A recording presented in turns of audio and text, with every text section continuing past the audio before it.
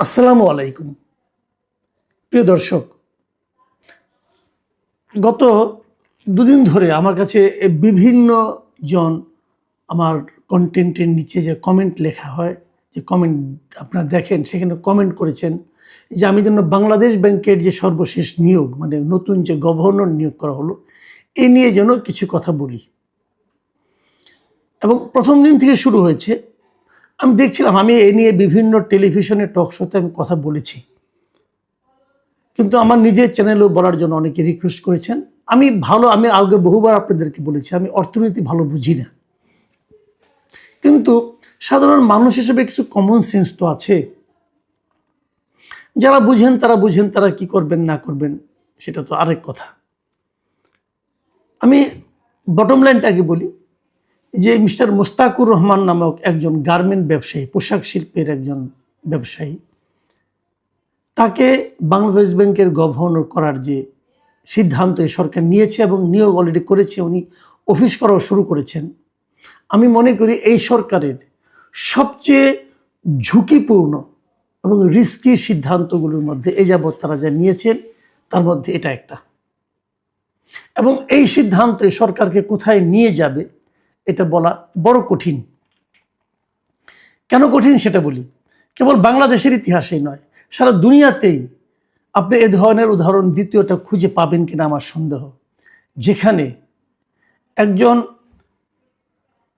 ব্যবসায়ীকে একটা দেশের আপনার ব্যাংকের যে রাষ্ট্রীয় যে ব্যাংক, ফেডারেল ব্যাংক যেটাকে বলি অনেক জায়গায় আপনার আমাদের এখানে যে মূল যে ব্যাংক, রাষ্ট্রীয় ব্যাংক বাংলাদেশ ব্যাংক যেটা আছে, সেই ব্যাংকের গভর্নর বানানো হয়, এরকম ঘটনা খুঁজে পাওয়া কঠিন। তার উপর সেই ব্যবসায়ী, যিনি যে ব্যবসা প্রতিষ্ঠানের মালিক অথবা মূল লোক, সিইও অথবা এমডি ছিলেন, সেটা এমন একটা ব্যবসা প্রতিষ্ঠান যে ব্যবসা প্রতিষ্ঠান নিজেই ঋণ খেলাপি এবং অনেক বিশেষ বিবেচনায় উনি তার ঋণকে পুনঃতফসিলীকরণ করতে পেরেছেন। ব্যাপারটা সহজ করে বলি, পুনঃতফসিল ওনার একটা বিশাল অঙ্কের ঋণ, প্রায় 89 কোটি টাকার ঋণ, সেই ঋণটাকে উনি দিতে পারছেন না, ঋণ খেলাপি হয়ে যাচ্ছেন। সেখান থেকে বলছে যে তুমি তাহলে অল্প কিছু দাও, দিয়ে তুমি ঋণটাকে আবার নিয়মিত কিস্তি দেওয়া শুরু করো। ওই 2% না কত পার্সেন্ট দিয়ে উনি সেটাকে 10 বছরের মেয়াদে এই ঋণটাকে আবার চালু করার চেষ্টা করেছেন। উনি একবার ব্যর্থ হওয়ার পরে উনি বিশেষ বিবেচনায় পেয়েছেন। বিশেষ বিবেচনা কেন? কারণ উনি বিএনপির রাজনীতির সঙ্গে খুব জড়িত ছিলেন, এতটাই জড়িত যে বিএনপির যে নির্বাচন পরিচালনা কমিটি ছিল, সেই কমিটির উনি একজন শীর্ষস্থানীয় সদস্য ছিলেন।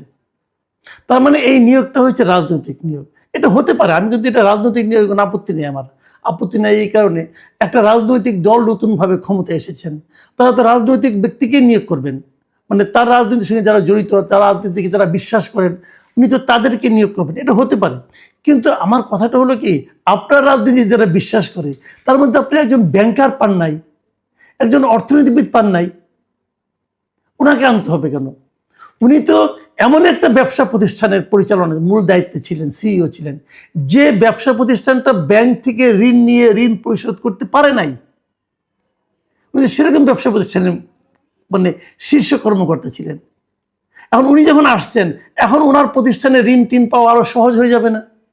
এটা তো একদিক দিয়ে কনফ্লিক্ট অফ ইন্টারেস্টও হলো তো, সেটা কেন করলেন আপনারা? এবং এটা বললাম তো, দ্বিতীয় আরেকটা উদাহরণ আপনারা খুঁজে বের করতে পারবেন না।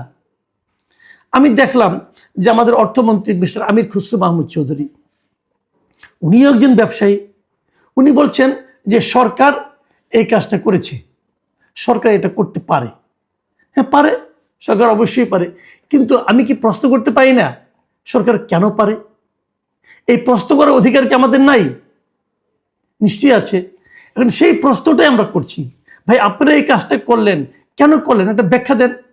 আগে আমরা দেখেছি আপনার ইউনূস সাহেবের আমলে যে ওনার সরকারের যা কিছু হতো, ওনার একটা প্রেস উইং ছিল, সেই প্রেস উইং নিয়ে আমরা হাসাহাসি করতাম, অনেক কিছু করতাম, কিন্তু একটা জিনিস আমরা দেখতাম যে সেই প্রেস উইং চট করে একটা ব্যাখ্যা দিত। এখন এই সরকার ব্যাখ্যাও দেয় না, এই সরকার ব্যাখ্যাও দেয় না, এখন পর্যন্ত কোনো ব্যাখ্যা পাইনি। না মন্ত্রী দিচ্ছে, না প্রেস উইং দিচ্ছে, কেউ ব্যাখ্যা দিচ্ছে না।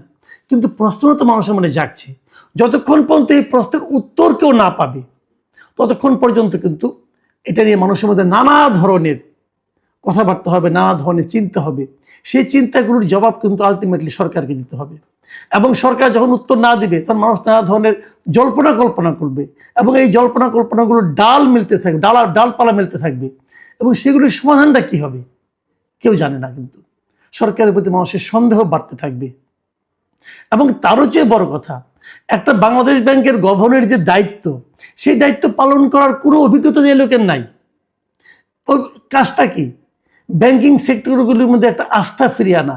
এই লোক যে পারবে তার কি প্রমাণ আপনারা পেয়েছেন? বরং উনি তো ব্যাংকের টাকা নিয়ে টাকা দেন না, এই ইতিহাস উনি তৈরি করেছেন নিজের জীবনেই। সেটা কিভাবে সমাধান হবে আমরা কিন্তু কেউ ব্যবসায়ীগুলো জানি না। সারা দুনিয়ার কাছে কি মেসেজ যাচ্ছে এটাও জানি না। আমি মাঝে মাঝে ইউনূস সরকারের সমালোচনা করতে গিয়ে আমি এটাও বলতাম যে ইউনূস সরকারের সবচেয়ে যদি একটা সাফল্য আমি পাই, সেই সাফল্যটা ছিল ব্যাংকিং সেক্টরের সাফল্য। আগের যিনি ছিলেন আহসান এস মনসুর, ওনার অনেক ব্যক্তিগত অনেক সীমাবদ্ধতা আছে।